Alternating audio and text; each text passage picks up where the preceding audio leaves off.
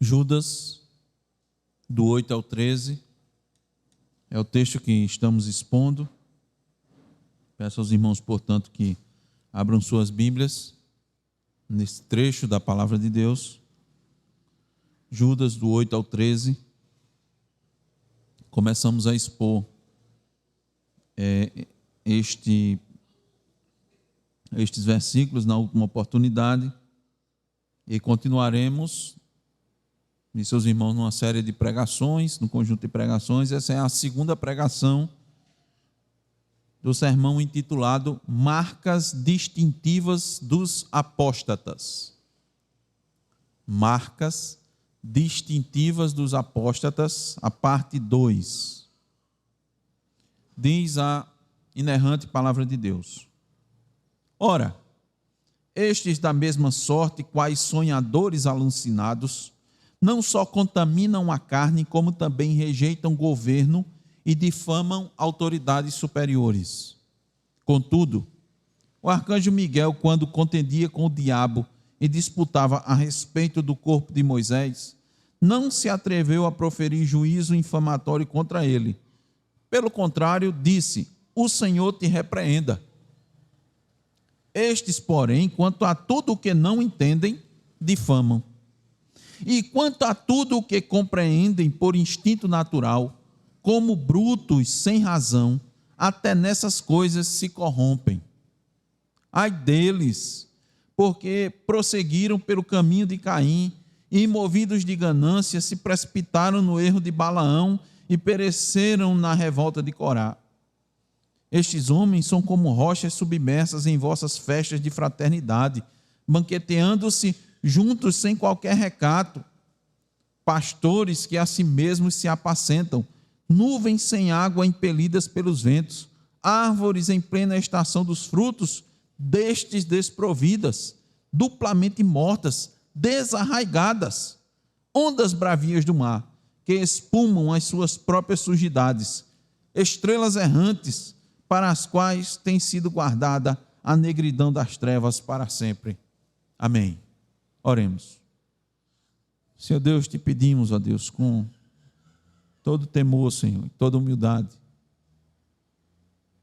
a tua graça e o teu favor nesse momento sobre nós, por meio do teu Espírito, para que esta palavra, Senhor, seja transmitida, seja, depois de lida, ó Deus, explicada e aplicada na vida, Senhor, de todos os ouvintes.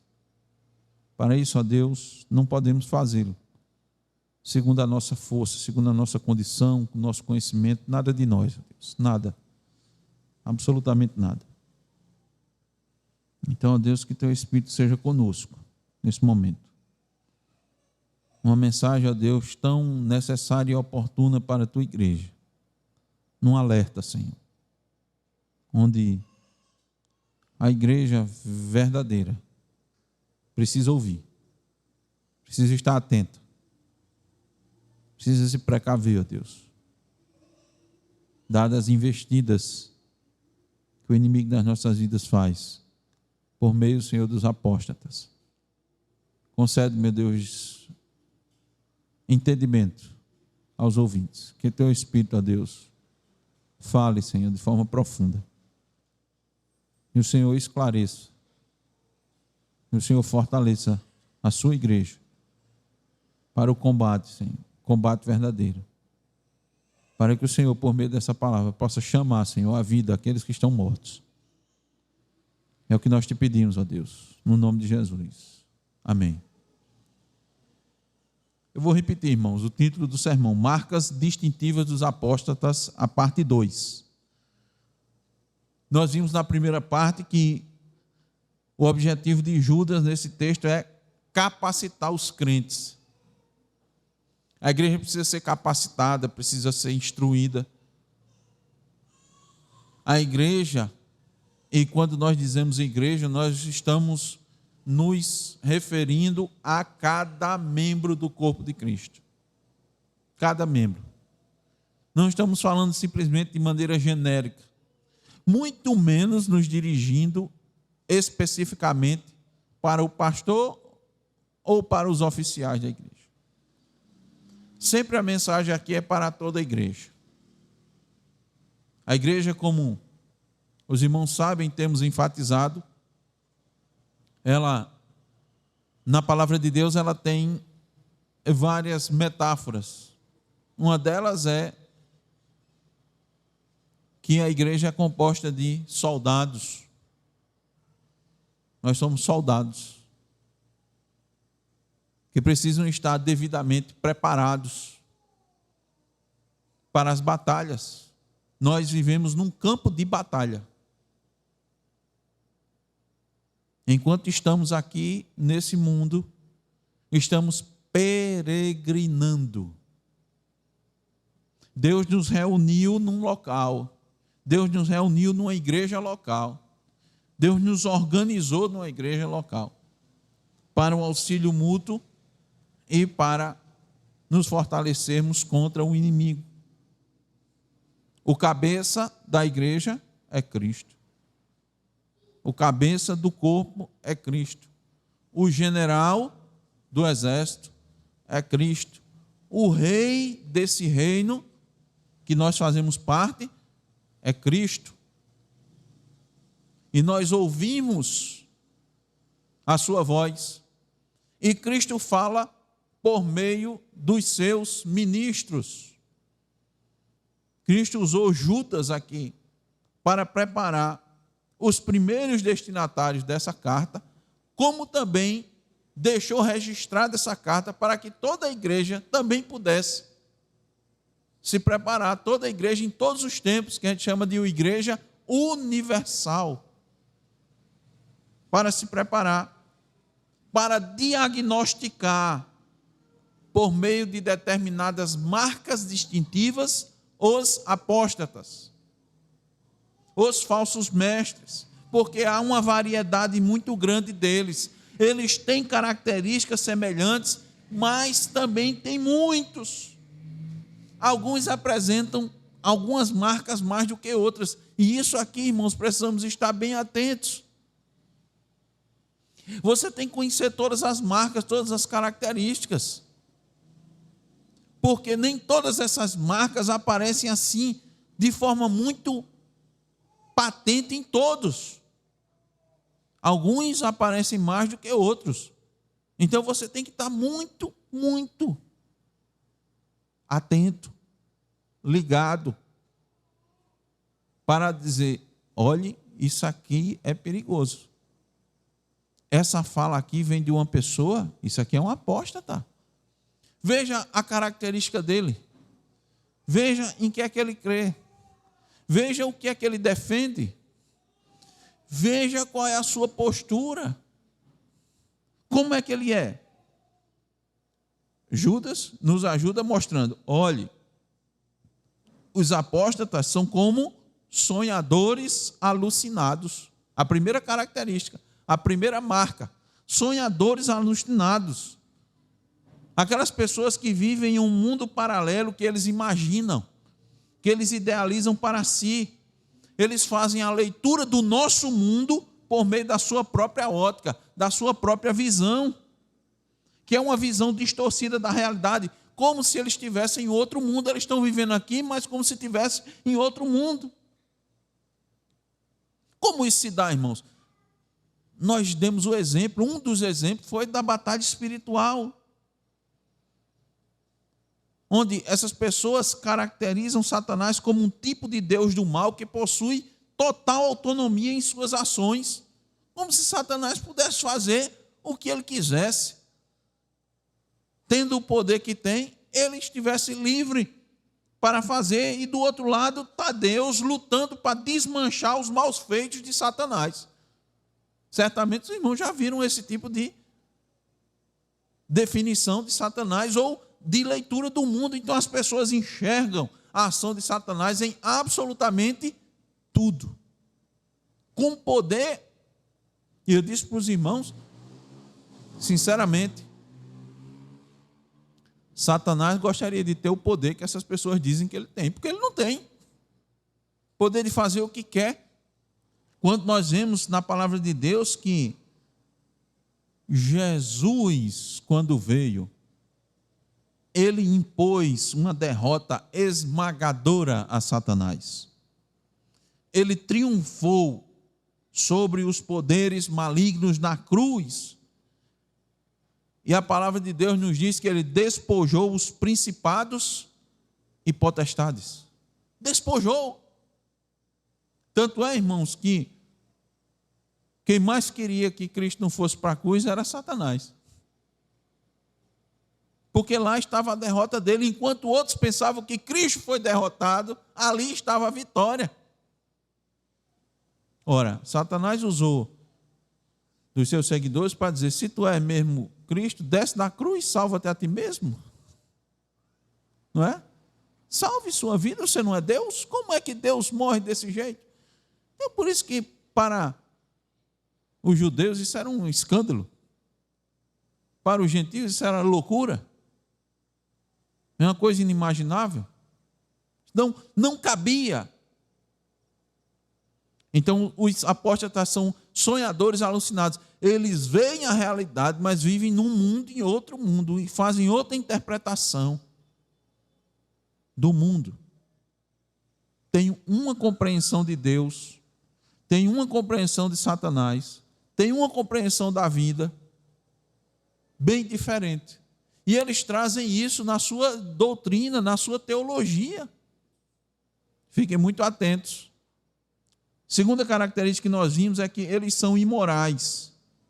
Como eles não se submetem à lei de Deus, o que acontece, irmãos? Quem não se submete à lei de Deus, quem não tem temor a Deus e a sua lei, fica propício à imoralidade. Fica susceptível a atender os desejos da carne e as inclinações. Por isso que os apóstatas caem na impureza. Por quê, irmãos? Olhe, somente a sã doutrina faz o homem trilhar pelas veredas da santidade e da piedade. Só a sã doutrina. Somente o verdadeiro evangelho vai purificando, vai podando o homem, vai dirigindo, vai conduzindo o homem, vai levando o homem ao arrependimento, a cada pecado. Ele vai sentindo, ele vai compreendendo que está pecando. Quem vai dizer isso? É a lei de Deus, é a palavra de Deus, é o verdadeiro evangelho. O falso evangelho não vai mostrar, não vai denunciar o pecado, não vai expor o pecado. Então a pessoa fica cada vez mais propício a pecar. A falsa doutrina engana o homem de tal maneira que, com o tempo, ele vai ceder com facilidade à imoralidade, porque não há freios, retenção, não há freios no falso evangelho. Por isso que eles são imorais. Em terceiro lugar, nós vimos que a terceira marca ou característica é a insubordinação. Está lá ainda no versículo 8. Já ainda no final do versículo 8. Por que eles são insubordinados? Porque os apóstatas se colocam acima das Escrituras. Eles se colocam acima dos apóstolos. Alguns, inclusive, se autodenominam apóstolos. Por quê, irmãos? Por que isso? Para ter autoridade, irmãos. Um apóstolo tem autoridade.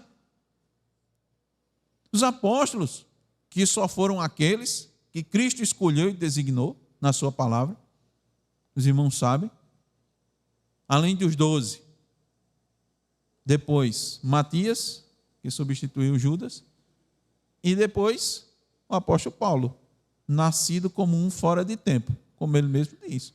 Fora estes, irmãos, não tem mais apóstolos. Mas nos dias de hoje, as pessoas que se autodenominam apóstolos ou recebem de bom grado esse título, seja dado por quem for, claramente já estão se denunciando como falsos mestres, como apóstatas. Porque eles não querem se submeter às Escrituras, eles não querem. Eles não querem estar subordinados a ninguém, nem a Deus, por mais que eles digam que servem a Deus. Ora, eu pergunto, irmãos, quantos crentes, quando alguém se diz apóstolo nos dias de hoje, ou já se autodenominou apóstolo no passado, quantos apontam e dizem logo, isso aqui é um falso mestre? Quantos conseguem dizer logo assim, apontar logo e dizer, eis aí um apóstata? São muitos? Não. Por quê? A instrução da palavra. Eles não atentaram, não foram instruídos, ou não se deram conta, ou não compreenderam o que a palavra de Deus está mostrando, as marcas distintivas desses apóstatas. Porque essa pessoa não se submete à palavra de Deus, porque ela não reconhece seu lugar. Deus não constitui mais apóstolos nos dias de hoje. Aí o que é que acontece? Presta atenção. Esses que se dizem apóstolos nos dias de hoje, como outros falsos mestres, procuram estabelecer sua própria doutrina, sua teologia. Eles definem-se como autoridade de si mesmos. Os apóstatas querem dominar sobre suas próprias vidas e estar livres do senhorio de Cristo, colocando de lado a lei divina e estabelecendo suas próprias leis, suas próprias doutrinas. Judas está dizendo, está vendo aí essas pessoas, esses sonhadores alucinados, essas pessoas que leem o mundo, você está vendo que não é assim, que a palavra de Deus não diz assim, mas eles creem assim, está vendo? Isso é um sonhador, isso é uma marca. Está vendo os imorais? Isso é outra marca de apóstolo. Diz que é crente, diz que é cristão, diz que adora a Deus, mas se entrega à satisfação da carne.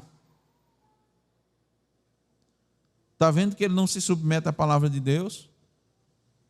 Está vendo que ele procura estabelecer seus próprios ensinos, sua própria doutrina? Está vendo a teologia deles? Isso é um apóstata.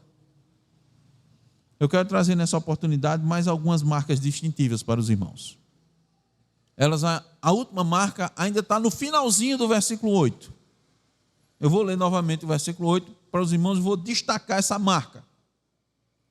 Ora, estes da mesma sorte, quais? Nós vimos, sonhadores alucinados, não só contaminam a carne, como também rejeitam o governo e difamam autoridades superiores. Essa é a quarta marca. Os apóstatas são difamadores. É interessante, irmãos, como determinadas características estão interligadas a outras. E isso é importante porque vai nos ajudando a juntar as peças, a identificar os impostores no meio da igreja. Porque os insubordinados invariavelmente são difamadores. Eles têm o costume de falar mal e reprovar as autoridades. É como se não perdessem a oportunidade de procurar defeitos, de ficar com picuinhas, pormenores sem importância, apenas para alimentar seus egos, seu coração. E a gente precisa sempre fazer referência, sempre lembrar da palavra de Deus, que toda autoridade vem de Deus, está lá em Romanos 13. Seja a autoridade do lar, da igreja ou do Estado, toda a autoridade é constituída por Deus. Fique muito atento a pessoas com este comportamento dentro das igrejas. Não deduza logo que é alguém que fica com essa característica, é somente alguém que tem um senso crítico muito aguçado. Não, rapaz, fulano é assim porque ele é muito crítico. Quando uma pessoa é muito crítica dentro da igreja, sabe o que é que Judas está dizendo? Levanta as antenas. Fique ligado. Judas diz, mais uma vez, versículo 8: rejeitam o governo, são insubordinados e difamam autoridades superiores. O que são essas autoridades superiores? A palavra usada no grego é doxa. Doxa significa glória. No seu contexto, irmãos, aqui, no contexto significa seres celestiais. E esses seres celestiais, irmãos, que têm glória, são os anjos fiéis a Deus. Kistemeyer nos diz que esse termo descreve os anjos que cercam o trono de Deus, porque tem anjos maus, não é? Mas esses aqui não. Então os apóstatas, eles ficam contra os anjos. Mas por quê? Por que isso? Olha isso, olha, tudo isso aqui é importante, irmãos. Tudo isso é importante. São marcas que a gente tem que ficar observando aqui. Sabe por quê, irmãos? Porque eles são contra a doutrina de Deus, são contra a lei de Deus. E a Escritura nos diz que a lei de Deus foi concebida pelos homens por ministério de anjos. A lei de Deus foi recebida pelos homens por ministério de anjos. Eu vou mostrar aos irmãos nas passagens bíblicas. Estevão disse àqueles que estavam no Sinédrio o seguinte, lá em Atos 7:53, vós que recebestes a lei por ministério de anjos e não aguardastes. Não só Estevão disse isso, Paulo também, irmãos. Nós lemos hoje pela manhã Gálatas 3:19. Qual, pois, a razão de ser da lei? Foi adicionada por causa das transgressões, até que viesse o descendente a quem se fez a promessa, e foi promulgada por meio de anjos pela mão de um mediador. A lei de Deus. Quando Deus veio, irmão, no Monte Sinai, ele estava acompanhado de anjos, os trovões, os relâmpagos. Ele veio acompanhado de miríades. O Senhor é o Senhor, irmãos. Essas manifestações assim, o povo tremeu, não foi? Não só o monte tremeu, não, o povo tremeu. E a gente, quando lê a lei de Deus, irmão, a gente tem que tremer também. Não estamos vendo trovões e relâmpagos, mas não deve ser necessário para a gente ter essa manifestação nos dias de hoje, não. Tem muita gente que fica pedindo, né? Pedindo essas coisas aí nos dias de hoje. Já expliquei para os irmãos, pedindo fogo. Não sabe o que é que está pedindo, irmão. Não sabe, não. Até o escritor dos Hebreus, irmão, diz isso lá em Hebreus 2, de 1 ao 3. No versículo 2 ele diz, se pois se tornou firme a palavra falada por meio de anjos. O fato, irmãos, é que os ímpios apóstatas, devido a esse desejo de ter liberdade, maldizem anjos e se recusam a aceitar a autoridade de qualquer um ligado à lei. Qualquer um que esteja ligado à lei, ele não aceita.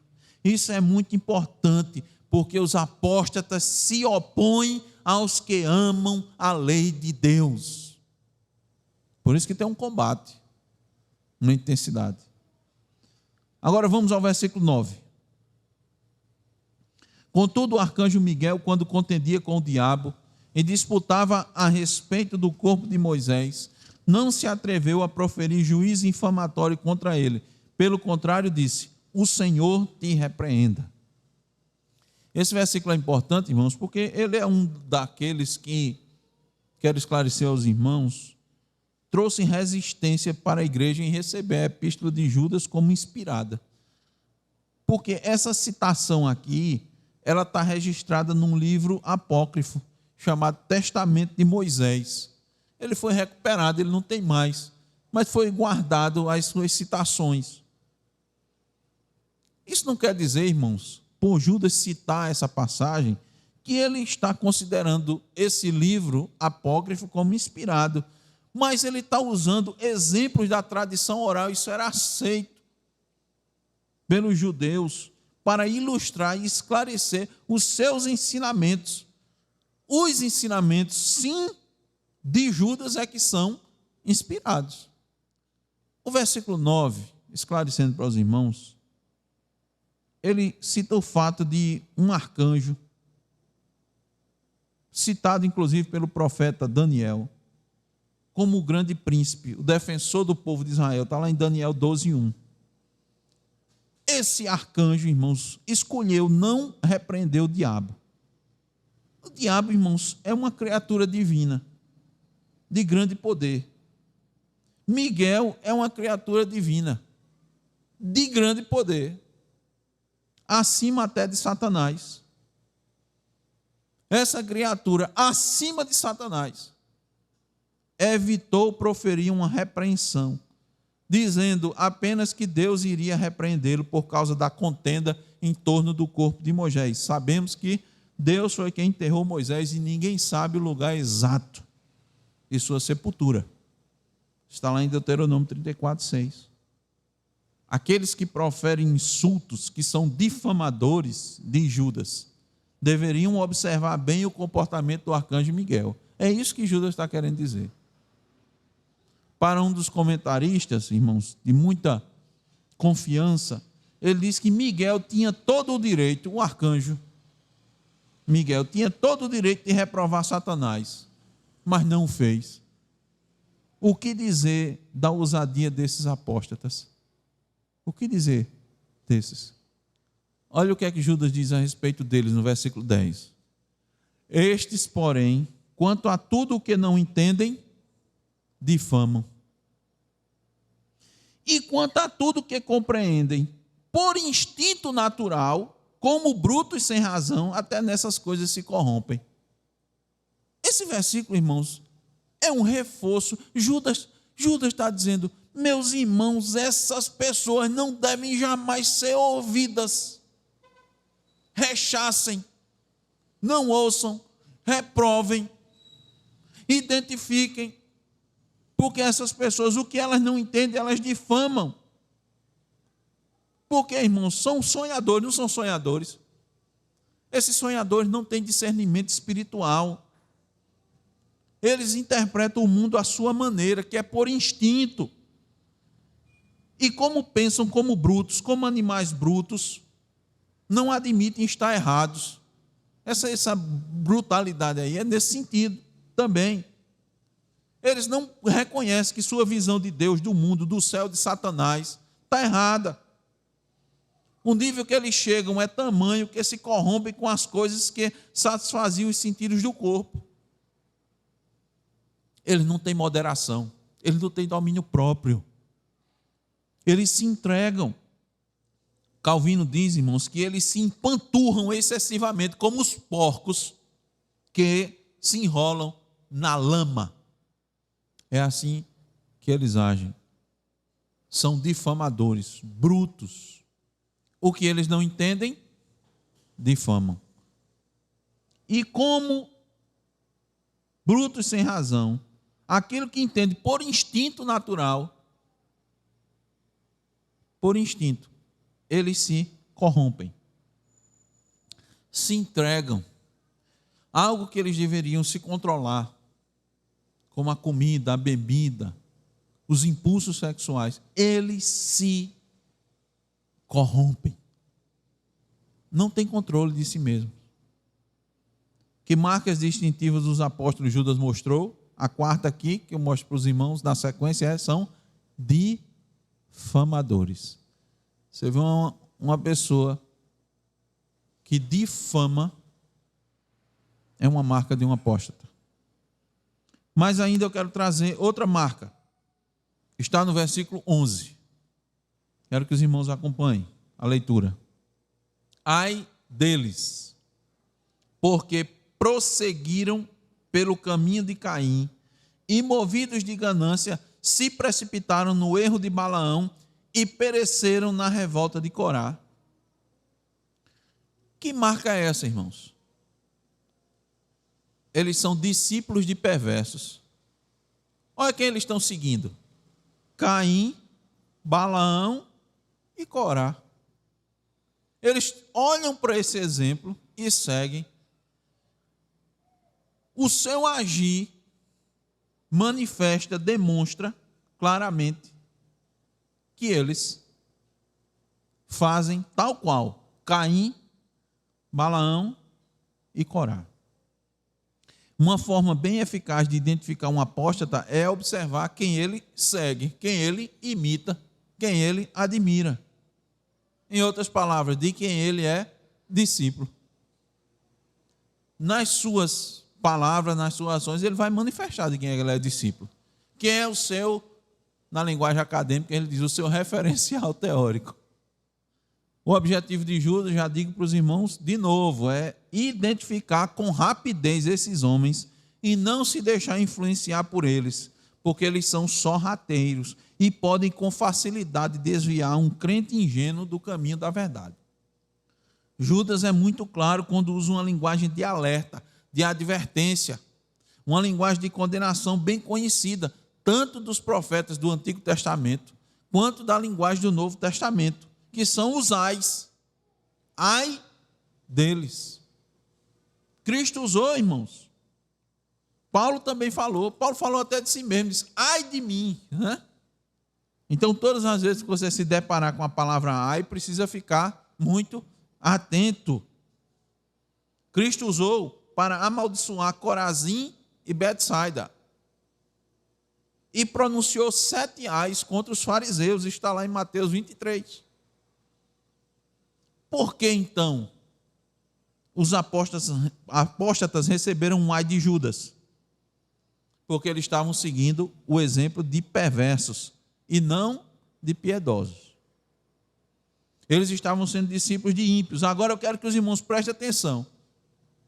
O que é que significa seguir pelo caminho desses 3 ímpios? Primeiro, o caminho de Caim. Irmãos, que caminho Caim escolheu? Bom, você pode dizer a princípio, ele escolheu o caminho do assassinato. O que mais se destaca, evidentemente, na ação de Caim, é ele ter sido o primeiro homicida. Claro. Mas eu quero trazer para os irmãos as atitudes de Caim antes dele assassinar seu irmão. Vamos nos atentar a isso, para a gente ver que o assassinato foi uma consequência de algo anterior. Olha só. Antes de assassinar seu irmão, Caim escolheu, sabe que caminho? O caminho da rebelião contra Deus. No que diz respeito a duas questões. Primeiro, a salvação pela graça e segundo, o culto. Foi isso. Observe. Caim ofereceu um sacrifício, não foi? E evidentemente o sacrifício que ele ofereceu, ele não gostaria de ter sido aceito. Ele não fez. Ele queria ser aceito por Deus, não foi? E por que ele não foi? Porque ele queria ser aceito pelas obras que ele fez. Do seu jeito. Do seu modo. É o seu caminho. É o caminho da sua obra, da sua justiça, daquilo que você faz. Você quer ser aceito pelaquilo que você fez. Lembra dos irmãos? Eu fiz. Qual era a minha intenção? Se eu ofereci um sacrifício, minha intenção era ser aceito por Deus. Isso era a intenção do meu coração. Se eu prestei um culto a Deus, oferecer um sacrifício a Deus, eu gostaria de ter sido aceito. Não é? Só que ele não se submeteu, irmãos, ao que Deus determinou. Ele não fez aquilo que seus pais ensinaram. Não fez. Seus pais ensinaram, irmãos, que precisava ter sangue no sacrifício. Ele quis fazer as coisas da sua maneira.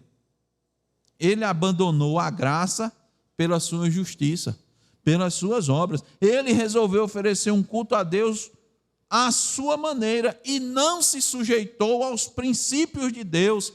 Ele não se curvou diante da autoridade da palavra de Deus. Deus disse como deveria ser, mas ele achou que tinha a liberdade de fazer como quisesse. E ele ainda foi advertido, irmãos, pelo próprio Deus. Eu vou ler para os irmãos. Então lhe disse o Senhor: por que andas irado? E por que descaiu o teu semblante? Ele foi advertido, foi exortado. Por isso que nós estamos dizendo que ele preferiu o seu jeito. Deus disse: se procederes bem, não é certo que serás aceito? Se todavia procederes mal, eis que o pecado jaz à porta, o seu desejo será contra ti, mas a ti cumpre dominá-lo. Caim, você está fazendo errado. Caim, você tem que seguir pelaquilo que foi determinado. Você não vai ser recebido, você não vai ser aceito desse jeito. Não é pelo seu esforço, não é pela sua maneira, não é como você acha que deve prestar um culto a Deus. Não é pela sua justiça, porque tinha o sangue envolvido, irmãos. Caim não tinha fé nem amor. Alimentou no seu coração a inveja e a cobiça. Odiou a Deus e a seu irmão. O resultado disso está tanto em Gênesis 4:8 quanto em 1 de João 3,15. Gênesis 4:8 diz que Caim chamou ao seu irmão Abel e depois se levantou contra ele e o matou. 1 de João 3,15, nós vamos repetir novamente, diz que todo aquele que odeia seu irmão é assassino. Por isso que culminou no assassinato de Abel. Fez as coisas ao seu modo, contrários a Deus. Aí eu pergunto: há alguma semelhança com os nossos dias? Mas que é isso, pastor? Nos nossos dias, Caim, o que ele fez, acontece nos nossos dias? Claro. Desde o princípio, irmãos, Deus ensinou como o homem deveria adorá-lo. De que era necessário o derramamento de sangue para que o pecado fosse pago. Deus matou um animal para cobrir a nudez de Adão e Eva. Isso estava muito fresquinho, irmãos. Não era uma coisa assim. Adão e Eva creram. Adão e Eva ensinaram para seus filhos. Tanto é que um fez certo. O outro não quis fazer. Ah, pastor Caim, quem sabe ele era agricultor. Ele não tinha animais, ele não era pecuarista. Ele era agricultor.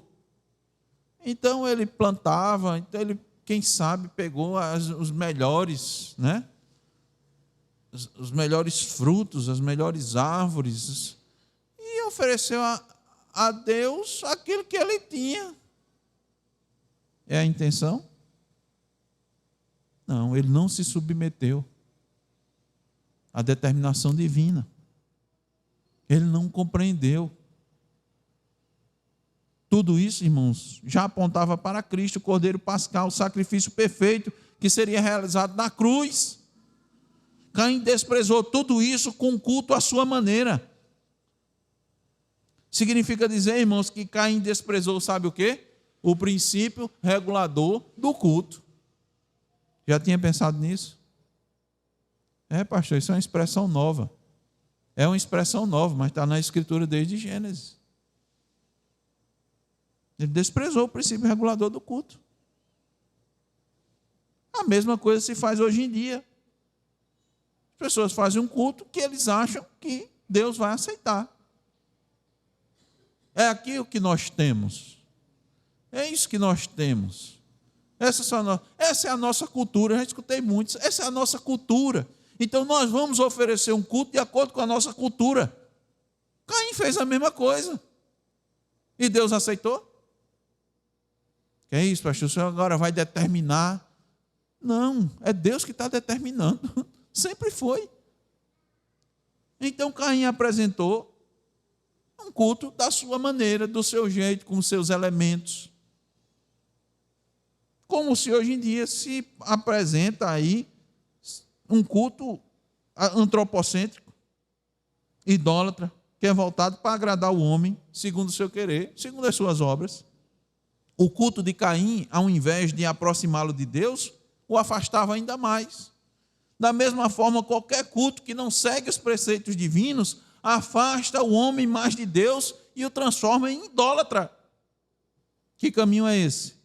Dos apóstatas e dos falsos mestres. Quem está dizendo isso? A palavra de Deus. prosseguiram no caminho de Caim. E o que mais? Precipitaram-se no erro de Balaão. O relato de Balaão é intrigante, irmãos, porque a princípio não parece que ele errou. Porque no final das contas ele abençoou o povo de Deus, ao contrário do que queria Balaque. Balaque contratou ele para amaldiçoar. Ele foi lá e abençoou. Não há relato que ele recebeu algum tipo de recompensa por causa de suas profecias? Mas depois desse episódio, aquele que muito conhecido, com a mula fala, né? De que ele recusa amaldiçoar Israel, ele diz a Balaque: o que o Senhor Deus mandar, eu vou fazer. Parece um profeta temente a Deus. Depois disso, ele faz mal ao povo de Deus. Ao tentá-los a imoralidade sexual e a idolatria. Eu abro um parênteses, irmãos, olha, quando tem momentos que Deus cerca mesmo o seu povo e não deixa que nada aconteça.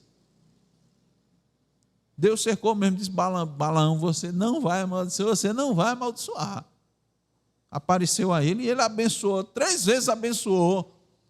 Balaque lá, oferecendo dinheiro, e ele não quis de jeito nenhum. Não, eu só vou fazer o que Deus mandou. Saiu um pouquinho do freio, irmãos. Ele se precipitou lá.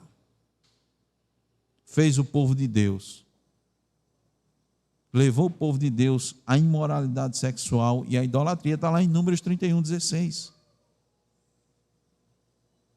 Lá em 2 de Pedro 2, 15 e 16, Pedro nos diz que ele amou o prêmio da injustiça. Christenbeck nos diz que ele não amava a Deus ou ao seu povo, mas o dinheiro. E por amar o dinheiro, ele vendeu Israel ao rei de Moabe. Os apóstatas, irmãos, não amam a Deus, não amam o reino de Deus, não amam os filhos de Deus, apesar deles dizerem o contrário. Judas ainda vai dizer que eles se introduzem nas festas de fraternidade para saciar sua cobiça desenfreada. Eles só entram na igreja porque veem alguma forma de lucrar, de se dar bem. Eles não querem nada com Deus e com sua palavra, porque eles não se submetem à sua palavra. Eles vivem na mentira e no erro. Então você tem que ter muito cuidado. Cristo fez uma exortação por meio da carta à igreja de Pérgamo. Está lá em Apocalipse 2,14, dizendo o seguinte: tenho todavia contra ti algumas coisas, pois que tens aí os que sustentam a doutrina de Balaão. Tens aí aonde? Dentro da igreja. Vocês não identificaram a marca dos apóstatas. Tem apóstata aí dentro. E vocês, tem pessoas aí dentro, vocês não fizeram nada.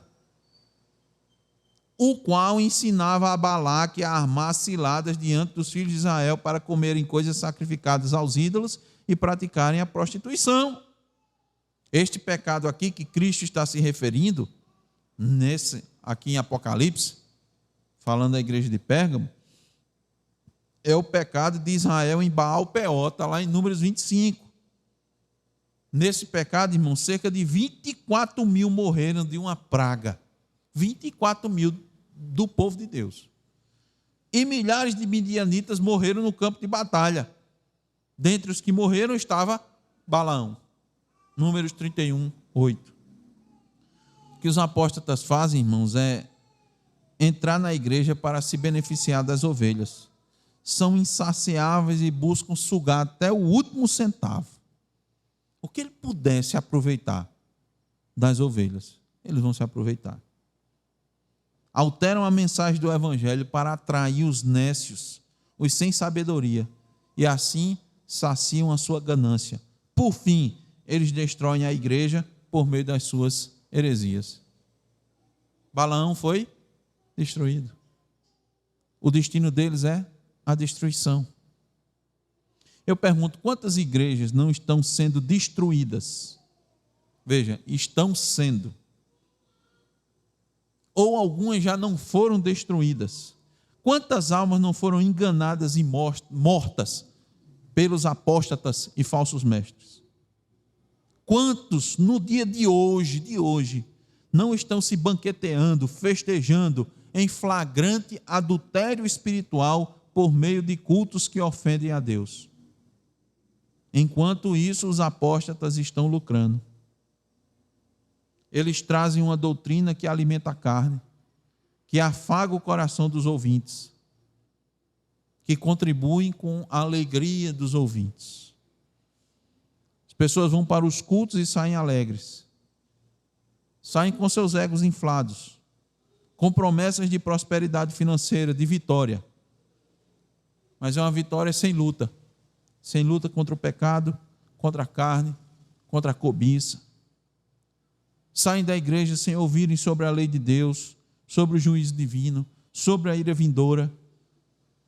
Saem da igreja sem ouvirem todos os desígnios de Deus.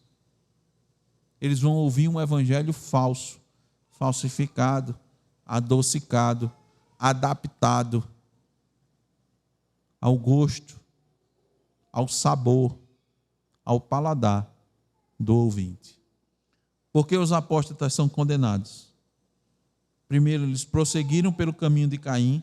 Segundo, precipitaram-se no erro de Balaão. E terceiro, participaram da revolta de Coré, ou Corá.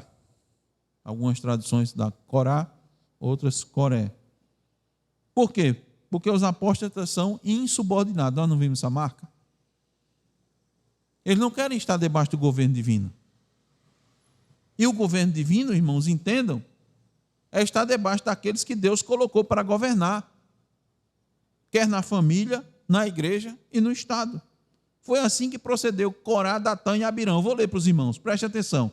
Tá lá, essa passagem está lá em Números 16, do 1 ao 4. Eu vou ler.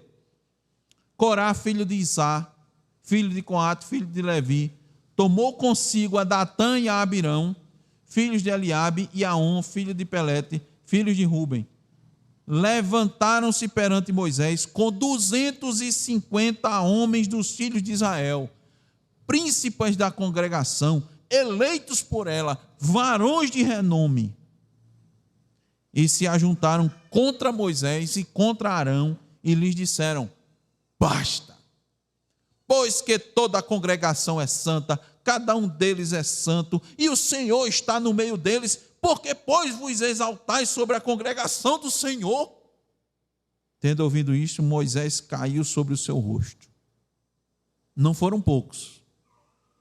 Homens de renome, príncipes, eleitos, pessoas respeitadas, eleitas, escolhidas pela congregação, que se revoltaram. O cabeça era Corá. Ele arregimentou Datã e Abirão consigo. Os irmãos sabem qual foi o resultado, não foi? Corá, Datã e Abirão foram literalmente, isso não é uma figura, isso não é uma metáfora, eles foram engolidos pela terra. A terra se abriu. Eles, junto com suas famílias. Quem se rebelou? Os da família que se rebelou. Todos foram engolidos pela terra. A terra os tragou na hora. E aqueles 250 foram consumidos pelo fogo.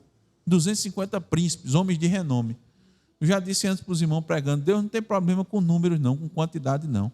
Matou 2 milhões no deserto. O que são 250? Príncipes, rebeldes. A Bíblia nos diz que a rebeldia é igual ao pecado de quê? Da feitiçaria. Tudo porque se revoltaram contra Deus. Por quê, irmãos? Porque os apóstatas se acham mais sábios. Eles se acham muito sábios. Eles não querem se curvar diante das escolhas de Deus. Então eles entenderam, como sonhadores alucinados. Está vendo como se encaixa aqui? Moisés parou e disse: vocês estão malucos, né? Vocês estão sonhando. O que vocês estão fazendo? A interpretação que eles fizeram do momento estava completamente fora da realidade. Então eles entenderam que Deus errou ao determinar Moisés e Arão como líderes de Israel. Porque eles e os demais também eram santos e qualificados para este cargo. Ele disse a Moisés: só vocês acham que só vocês são santos? É? Esse povo aqui é santo, meu amigo. Está vendo aqui esses príncipes aqui, 250, todos escolhidos, reconhecidos pela comunidade. Você acha que é pouca gente? Presta atenção aqui, ó. Só são vocês dois e a gente aqui, ó. 250 mais 3, 253. E ele disse: nós somos do povo de Deus, do povo eleito, com quem Deus fez a aliança. O Senhor está no nosso meio ou não está? Está, né? Pronto. Então, o que é que eles disseram? Moisés e Arão não deveriam estar à frente, comandando somente eles, esse povo tão santo. Eles acusaram Moisés de se promover a si mesmo, se exaltando sobre os demais membros da congregação. Judas, irmãos, viu que certamente os adversários da igreja estavam rejeitando a liderança apostólica e os ensinamentos da igreja cristã. Por isso que ele disse: olha, estão seguindo Corá, estão se rebelando contra a liderança. E de novo eu repito, os irmãos, quantas vezes Paulo precisou defender o seu apostolado? Ouçam, meus irmãos, é muito comum em situações como essas os defeitos da liderança serem logo impostos, serem logo expostos. As insatisfações com atitudes vêm à tona. É assim que Satanás normalmente faz para incitar e dar força à rebelião. Veja se não foi isso. Olha, ainda em número 16, do 12 ao 14, olha o que aconteceu. Depois disso aí, Moisés mandou chamar Datã e Abirão. Mandou chamar, filhos de Eliabe. Sabe o que é que eles disseram? Não subiremos. Vou não. Você está mandando? Vou não. Versículo 13, de número 16. Porventura, é coisa de só menos que nos fizeste subir de uma terra que mana leite e mel. Olha, chamando o Egito uma terra que mana leite e mel. Olha a insolência. Eu disse aos irmãos hoje pela manhã, José disse: tire meus ossos daqui, não quero nem que fique enterrado nessa terra. Olha o que ele disse: vocês nos tiraram de uma terra boa, que mana leite e mel, para fazer-nos morrer neste deserto, senão que também queres fazer-te príncipe sobre nós? Nem tampouco nos trouxeste a uma terra que mana leite e mel. Você prometeu, mas até agora que você cumpriu, qual foi o que você cumpriu? Nós estamos no meio do deserto. Nem nos deste campos e vinhas em herança. Pensas que lançarás pó aos olhos desse homem? Pois não subiremos. Não vou fazer. Você está dizendo que é para eu ir para lá? Eu não vou. Você não manda mais não, Moisés, aqui. Acabou-se. Você iludiu, olha, lança pó aos olhos desse homem. Você iludiu esse povo até agora, mas agora acabou. Nós estamos enxergando sonhadores alucinados. Estão enxergando o quê? Não é a realidade. Nesse momento da rebelião, acontece muito. Pessoas tímidas, recatadas, pessoas caladas, nunca disseram nada. No momento da rebelião, ganham fôlego, se juntam aos cabeças revoltosos, que foram ele e as famílias, não foi? Então todos se convencem que estão certos. Alucinados, né? Sonhadores. Mesmo depois de advertidos. Lembre, Caim foi advertido, Balaão foi advertido, Corá, Datã e Abirão foram advertidos. Bom, nós temos aqui essa situação, uma combinação perfeita para o caos. Líderes insatisfeitos, povo insatisfeito, gente volumosa insatisfeita. Não era pouca gente, era gente importante, inclusive. O que é que acontece? Bom, Deus desce com juízo para acabar com a rebelião. Que marcas distintivas dos apóstatas nós vimos, irmãos? Primeiro são difamadores, depois são discípulos de perversos. Não se enganem, irmãos. Os apóstatas e falsos mestres nos nossos dias também se rebelam contra a autoridade daqueles que Deus colocou à frente da igreja. Eles se levantam contra eles, infiltram-se no meio do rebanho de Deus para causar confusão e disseminar suas heresias e para levar os fracos consigo. Quem não tiver firmado na palavra vai dar ouvidos. Tem muita gente perturbando a ordem e a quietude da igreja para usar as palavras de Calvino e acha que Deus não irá se levantar para julgá-las. Eu vou repetir. Tem muita gente perturbando a ordem e a quietude da igreja e acha que Deus não irá se levantar para julgá-los nos dias de hoje. Judas tem tanta certeza disso que escreve o verbo perecer no tempo passado, como se a ação já tivesse ocorrido. Olha, versículo 11 de novo. Ai deles, porque prosseguiram pelo caminho de Caim e, movidos de ganância, se precipitaram no erro de Balaão e pereceram na revolta de Corá. Pereceram, já pereceram. Que Deus, irmãos, nos capacite a identificar os apóstatas através destas marcas, para que possamos proteger nossas igrejas deles. Amém.